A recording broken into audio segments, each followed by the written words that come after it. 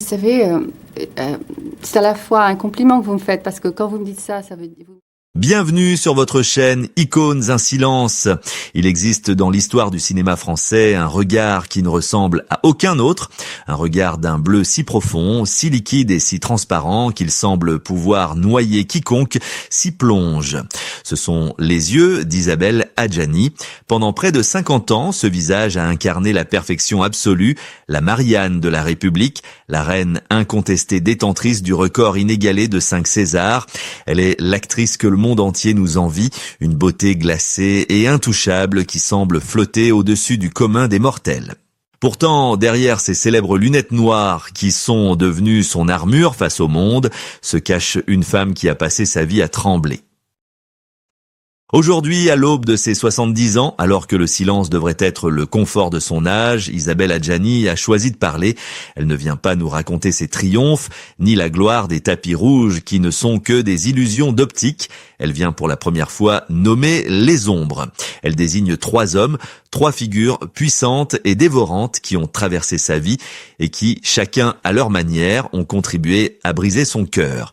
Ce récit n'est pas une collection de rumeurs, de presse à scandale, c'est l'autopsie clinique et douloureuse d'une vie amoureuse marquée par l'abandon et la trahison. Mais pour comprendre pourquoi la femme la plus désirée de France a toujours choisi des hommes qui finiraient par la détruire, il ne faut pas regarder les pages des magazines, il faut remonter le temps bien avant la célébrité, dans un petit appartement HLM de Gennevilliers. Il faut imaginer une petite fille terrorisée, grandissant sous l'autorité d'un père algérien d'une sévérité implacable. Cet homme, hanté par la peur que sa fille ne devienne vaniteuse, avait imposé une règle terrible. Il lui interdisait de se regarder dans un miroir. Isabelle a grandi sans avoir le droit de voir son propre visage, persuadée qu'elle était laide, qu'elle était insignifiante. C'est là, dans cette enfance sans reflet, que s'est noué le drame de sa vie. Parce qu'elle ne pouvait pas se voir elle-même, Isabelle a eu un besoin vital, presque maladif, de se voir dans le regard des hommes. Elle cherchait chez eux la validation qu'elle n'avait jamais reçue, espérant qu'ils lui donneraient enfin le droit d'exister. Elle ne savait pas encore que cette quête éperdue d'amour allait la conduire dans les bras de génies torturés, transformant sa vie en une tragédie grecque moderne. Qui sont ces 3 hommes ? Et comment ont-ils pu, l'un après l'autre, éteindre la lumière dans les yeux de l'icône ? Restez avec nous, car la vérité est souvent bien plus cruelle que le cinéma. C'est dans cette quête éperdue d'un regard qui la validerait qu'Isabelle Adjani a rencontré, au milieu des années 70, l'homme qui allait littéralement sculpter son image. Il se nommait Bruno Nuiten. À l'époque, il n'était pas un simple technicien, il était considéré comme le plus grand chef opérateur de France, un véritable magicien de la lumière capable de transformer un visage en une œuvre d'art vivante. Lorsqu'il posait son œil derrière la caméra, il ne filmait pas Isabelle, il la vénérait. Entre l'actrice à la beauté surnaturelle et le technicien de génie, la passion fut immédiate, fusionnelle, presque alchimique. Ils partageaient un langage commun, celui du silence et de l'exigence artistique absolue.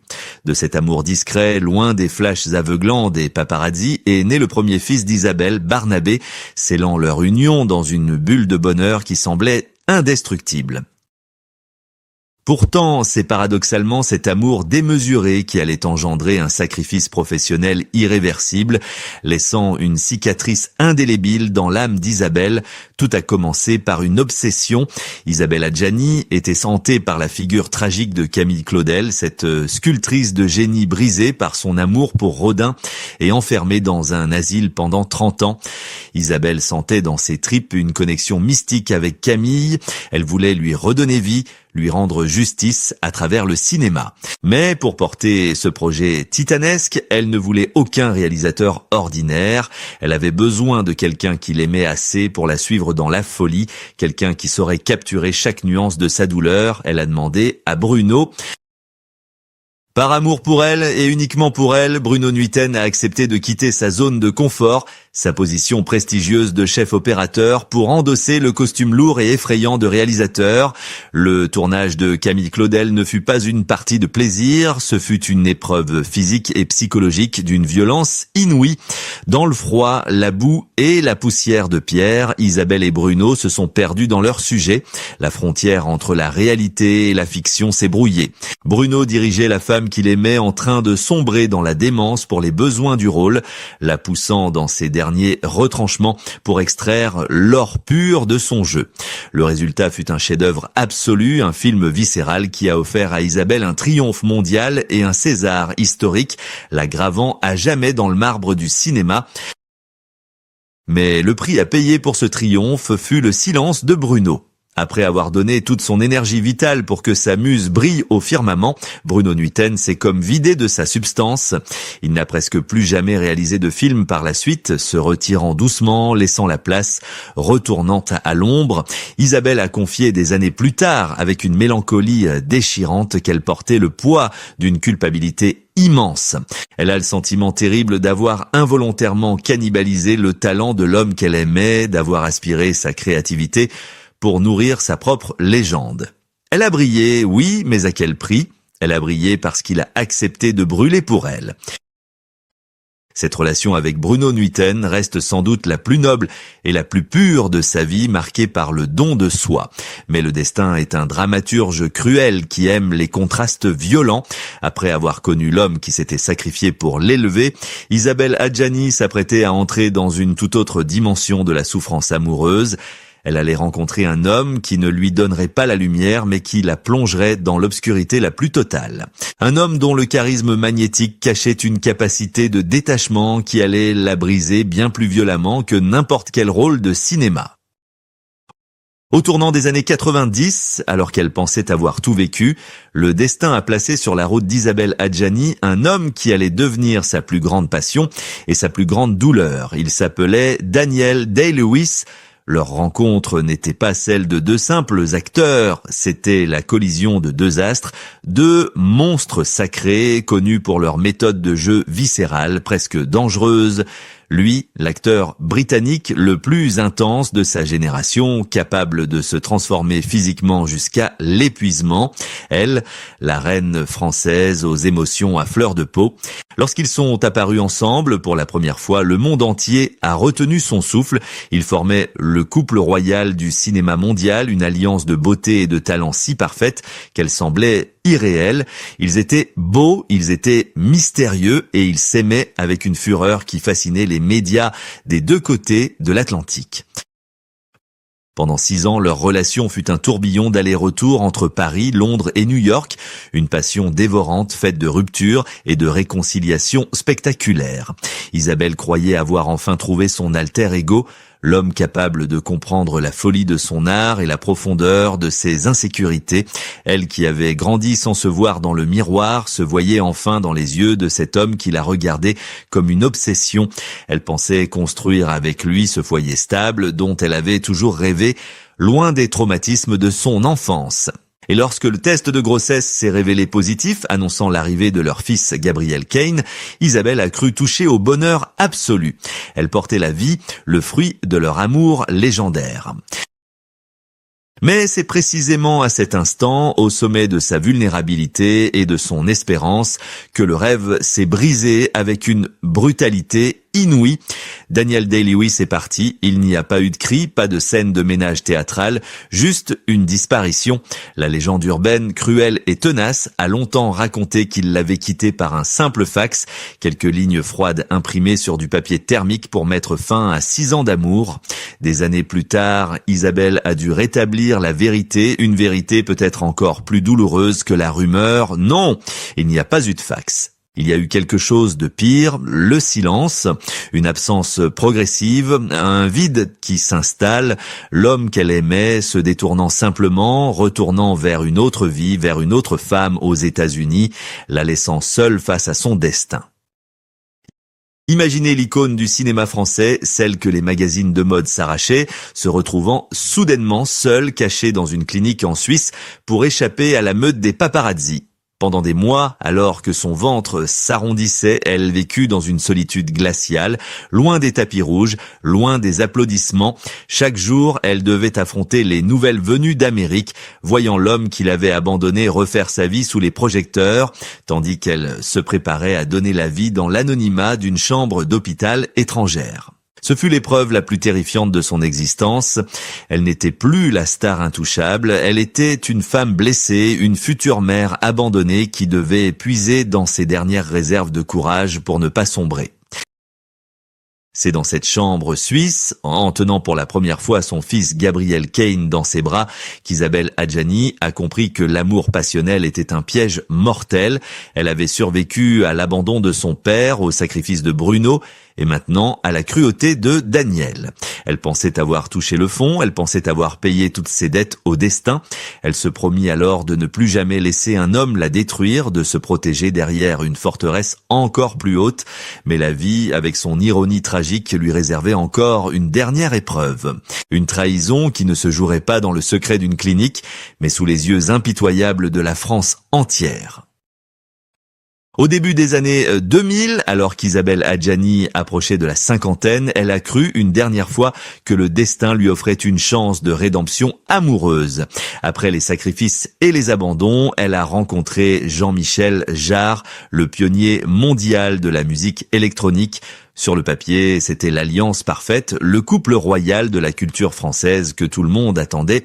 Ils étaient beaux, célèbres et semblaient avoir trouvé à la maturité de leur âge un port d'attache paisible. Les magazines s'extasiaient devant ce bonheur tardif et Isabelle arborait fièrement une bague de fiançailles, symbole d'une promesse qu'elle croyait cette fois inviolable. Elle pensait avoir enfin trouvé un homme qui ne la vampiriserait pas, un homme qui la respecterait simplement pour ce qu'elle était. Mais l'illusion fut aussi brillante qu'éphémère. En 2004, le monde d'Isabelle s'est effondré une nouvelle fois lorsqu'elle a découvert la double vie de son fiancé. La trahison était là, crue, banale, d'une vulgarité affligeante pour n'importe quelle autre femme ou pour l'Isabelle d'autrefois. La réaction naturelle aurait été de se replier, de pleurer en silence derrière les lourds rideaux de son appartement parisien, de protéger sa dignité en cachant la honte sous le tapis. C'est ce qu'elle avait fait en Suisse, c'est ce qu'elle avait toujours fait. Mais cette fois, quelque chose de fondamental avait changé en elle. Les années de douleur avaient forgé une nouvelle armure, plus tranchante. Elle a regardé cette nouvelle trahison en face et a décidé que, pour la première fois de sa vie, elle ne porterait pas le poids de la faute. Isabelle Adjani a alors commis l'impensable pour une star de son rang, habituée au secret absolu. Elle a décroché son téléphone et a contacté la rédaction du magazine Paris Match. Elle n'a pas cherché à négocier, elle a choisi d'exposer sa propre douleur en couverture sous les yeux de millions de lecteurs. Elle a révélé l'infidélité de Jean-Michel Jarre et a annoncé la rupture de ses fiançailles avec une froideur chirurgicale. Ce n'était pas le caprice d'une diva blessée, ni un simple règlement de compte médiatique, c'était un acte politique, un acte de résistance féministe avant l'heure. Dans cet entretien qui a fait l'effet d'une bombe, elle a prononcé des mots qui résonnent encore aujourd'hui. Elle a expliqué qu'elle refusait d'être la complice silencieuse de sa propre humiliation. Elle a dit avec une lucidité foudroyante qu'elle parlait pour avertir la prochaine femme, pour que le cycle du mensonge ne puisse pas se perpétuer sur son silence. Elle a brisé l'omerta bourgeoise qui veut qu'une femme trompée doit souffrir avec élégance. En jetant la lumière crue des projecteurs sur l'ombre de son couple, Isabelle Adjani a repris le contrôle total de son récit. Elle a transformé sa position de victime en celle de juge, prouvant au monde et surtout à elle-même qu'elle n'était plus la petite fille qui avait peur de se regarder dans le miroir. Ce coup d'éclat a marqué la fin d'une époque. Les hommes qui ont traversé sa vie sont désormais partis, laissant derrière eux des souvenirs amers et des leçons cruelles. Mais après la tempête, quand les journaux sont jetés et que le bruit s'apaise, que reste-t-il ? Il reste une femme de 70 ans, debout au milieu des ruines de ses illusions, qui doit désormais faire face à la seule personne qu'elle n'a jamais vraiment appris à aimer elle-même. C'est le moment du bilan, le moment de comprendre pourquoi, depuis l'enfance, son cœur a toujours choisi le chemin le plus escarpé. Aujourd'hui, à l'aube de ses 70 ans, le tumulte des passions s'est apaisé autour d'Isabelle Adjani. Elle vit désormais dans une solitude qu'elle a non seulement acceptée, mais qu'elle a fini par chérir comme une protection nécessaire. En regardant en arrière, avec la lucidité impitoyable que seul le temps peut offrir, elle a fini par décrypter le code secret de sa propre existence. Elle a compris que ces trois hommes, Bruno, Daniel et Jean-Michel, malgré leurs différences apparentes, n'étaient que les visages changeants d'une même quête impossible. Ils étaient les acteurs involontaires d'un scénario écrit bien avant leur arrivée dans le petit appartement de son enfance à Gennevilliers. Dans une confession bouleversante de sincérité, Isabelle admet aujourd'hui qu'elle a passé sa vie à essayer de réparer l'irréparable. Elle a cherché désespérément à combler le vide laissé par ce père rigide qui lui interdisait de se regarder dans le miroir parce qu'elle n'avait pas eu le droit de s'aimer elle-même enfant. Elle a couru après des hommes brillants, exigeants et souvent inaccessibles émotionnellement dans l'espoir fou que leur amour la validerait enfin. Elle a confondu la souffrance avec la passion, croyant inconsciemment que l'amour ne pouvait être vrai que s'il faisait mal, que s'il demandait un sacrifice. Elle réalise maintenant qu'elle a demandé à ces hommes une chose impossible, combler une faille qui était en elle. Bruno Nuiten lui a donné la lumière divine du cinéma, mais elle s'en est sentie coupable, comme si elle ne la méritait pas. Daniel Day-Lewis lui a offert l'intensité dramatique qu'elle connaissait si bien, mais il l'a brisée par son silence, réactivant la froideur paternelle. Et Jean-Michel Jarre lui a promis la sécurité bourgeoise, avant de lui rappeler que la confiance est une illusion fragile. Chacun a pris un morceau d'elle, la laissant à chaque fois un peu plus célèbre aux yeux du monde, mais un peu plus seule face à son miroir. Pourtant, ne commettez pas l'erreur de voir en Isabelle Adjani une victime brisée qui attend la pitié du public. Au contraire, il y a dans sa solitude actuelle une forme de majesté et de puissance. Elle a survécu à ce que peu de femmes auraient pu endurer sous le microscope constant des médias. Elle a élevé ses fils, souvent seule, en étant à la fois le père et la mère, le bouclier et le refuge. Elle a continué à tourner, à se battre, à imposer sa présence magnétique à l'écran, prouvant que son talent ne dépendait de personne. Les cicatrices invisibles qu'elle porte aujourd'hui ne sont pas des marques de faiblesse, ce sont les médailles d'une survivante. Elle a fait la paix avec l'idée que le grand amour salvateur, celui des contes de fées, ne viendrait peut-être jamais et que ce n'était pas grave. Elle a compris que sa plus grande histoire d'amour, la plus complexe et la plus difficile, est finalement celle qu'elle entretient avec elle-même. Alors, que reste-t-il à dire quand on a été l'icône, l'amante délaissée et la mère courage ? Il reste une dernière vérité à proclamer, un message universel pour toutes celles qui, comme elle, ont cru qu'elle ne valait rien sans le regard d'un homme. Isabelle Adjani est prête à conclure son histoire, non pas avec des regrets, mais avec une affirmation de liberté éblouissante. Au terme de ce voyage intime, l'histoire d'Isabelle Adjani apparaît sous un jour nouveau. Ce n'est pas seulement la chronique d'une actrice aux amours malheureuses, c'est un miroir tendu à toutes celles et ceux qui ont cru un jour qu'ils devaient s'effacer pour être aimés. Elle nous rappelle brutalement que la célébrité, la beauté suprême et le talent le plus pur ne sont pas des boucliers contre la solitude. Au contraire, ils peuvent parfois devenir une cage dorée, attirant des prédateurs ou des hommes incapables d'aimer sans posséder. Isabelle a payé le prix fort, celui de ses larmes et de ses silences, pour apprendre que la gloire ne réchauffe pas les nuits d'hiver. Mais regardez-la bien aujourd'hui, elle a survécu à l'ombre écrasante de son père, au sacrifice artistique de Bruno, à l'abandon glacial de Daniel et à la trahison publique de Jean-Michel. Elle ne cherche plus à être la muse de qui que ce soit. Elle a enfin compris que sa valeur intrinsèque ne dépendait ni du bras d'un homme lors d'une soirée de gala, ni d'une alliance à son doigt. En nommant ces trois hommes et en racontant sa vérité sans phare, elle a brisé la dernière chaîne qui la retenait prisonnière du passé. Elle a transformé ses blessures en sagesse et ses silences en une parole libératrice. Isabelle Adjani restera à jamais l'icône mystérieuse du cinéma français, mais elle est devenue quelque chose de bien plus précieux, une femme libre. Elle est de la preuve vivante que l'on peut être brisé 1000 fois et se relever 1001 fois. Elle nous enseigne que même le cœur le plus meurtri peut continuer à battre, à créer et à inspirer. Elle n'est plus la femme de personne, ni la fille de personne. Elle est tout simplement et magnifiquement Isabelle, une reine qui a finalement compris qu'elle n'avait besoin de personne d'autre qu'elle-même pour poser la couronne sur sa tête. Si cette plongée dans l'intimité et les secrets d'Isabelle Adjani vous a touché, si son histoire résonne en vous, n'oubliez pas de vous abonner à notre chaîne Icônes in Silence et d'activer la cloche pour ne rien manquer. Dites-nous en commentaire, selon vous, lequel de ces 3 hommes a laissé la trace la plus profonde dans sa vie. Nous avons encore tant de destins fascinants, de gloires brisées et de vérités cachées à vous révéler. Merci de nous avoir écoutés et à très bientôt pour un nouveau portrait, là où le silence laisse enfin place à la lumière.